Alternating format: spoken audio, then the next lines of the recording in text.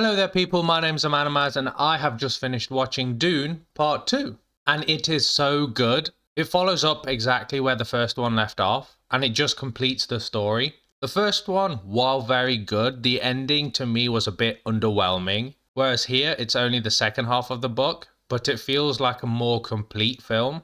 I think it's mainly how you leave the audience. And because I thought it was more satisfying, I just thought it was a better film in general. Let me know if you feel the same. The end did tease a potential sequel, and knowing how Hollywood works, we will probably get it. But if they just ended it here, then I think it would be perfect. The movie as a whole just feels like a massive spectacle. The action set pieces and the world building they did made it feel bigger than it actually was. Even though 99% of the film is set on one planet in just a desert environment, it's like as if the whole of Star Wars was set on Tatooine. Now, I haven't read the book, so I didn't know what to expect, but there's a twist which I thought was pretty neat. Apparently George Lucas was inspired by the books for Star Wars, so I can definitely see the inspiration that Star Wars took from this. The cast I thought was amazing. Timothée Chalamet I thought was great. It was nice seeing him play a less naive version of the character, like he got more weathered as time went on, and I like how the character got darker too. There are times where I thought this was a bit dickish or this is something a villain would do. I also got the same vibe from Rebecca Ferguson's character too, who plays Paul Atreides' mum.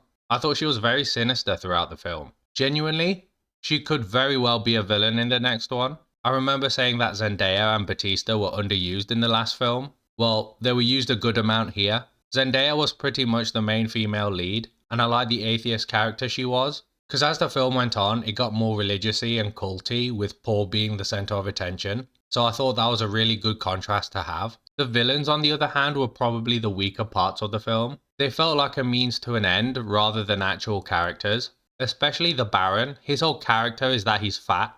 Really fat. Austin Butler plays his nephew who's a psycho that's really good at fighting. In terms of overall villains, he doesn't really stand out. And the Emperor I thought would have played a bigger part, it just feels like he's there. But that's my only negatives of the film really. There's another negative, but it's not something about the movie itself. I found it disgusting, and it was that when people die, they dehydrate them and use them for moisture. I get it's set in the desert and water is rare, but damn that is nasty. I'm just glad that it's a movie trope that hasn't spread elsewhere regarding the desert. Overall, it's a really good movie. It just looks fantastic and the score is great. I really enjoyed that even though it's a long movie, it didn't feel like a drag. It's even better when you watch it back to back with part 1.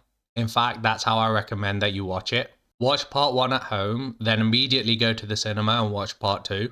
You won't regret it, especially if you're really into the sci-fi genre. Now, if I had to give it a rating, I would kind of have to rate part 1 and part 2 together, as it would be one cohesive story. And I would give it a 9 out of 10. You should check it out right away if you can. Anyway, if you like my review, please leave a like and subscribe, that would greatly be appreciated. And I shall see you next time, and peace.